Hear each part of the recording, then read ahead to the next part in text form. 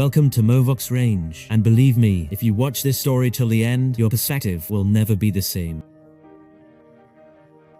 The story opens in France, 1815, a time when the poor and the weak were punished without mercy. We see a prison, cold, silent, filled with men who had long stopped hoping. Among them is Jean, a man sentenced to 19 years. The pain in his eyes is impossible to miss, a quiet helplessness, like he's already given up on life. And his crime? It was simple. He stole a piece of bread, just to feed his starving nephew. For that one mistake, he was given a punishment that crushed everything he was. Every wall in that prison seems to whisper his story, and every single day feels like another sentence. The jailer hates John. You can see it in the way he's always pushed into the hardest work, the kind that breaks a man slowly. It's not just punishment, it's personal. Then, one day, everything shifts. The jailer hands him a paper, parole. But freedom doesn't come easy. You're not truly free, he tells him. You'll report back and behave, always. Still, it's enough. Jean steps out, holding on to a fragile hope, wandering from place to place, searching for work. But the moment people see his parole papers, doors close. No one wants him. To the world, he's still a criminal, no matter how badly he wants to change. Everyone sees him the same way, a criminal. So his nights are spent on the streets, and his days chasing something that never comes. A job, a chance, anything. Then one day, a priest approaches him. He looks at Jean, really looks at him, and something softens. For the first time, Jean feels it. Humanity. The priest takes him home, sits him at his table, and serves him food on silver plates. The shine of that silver catches his eye, and something inside him shifts. Hunger, poverty, they've worn him down so much, he can barely tell right from wrong anymore. That night, when everything falls quiet, he takes the silver and runs. But he doesn't get far. He's caught and brought back, standing there, tense, afraid,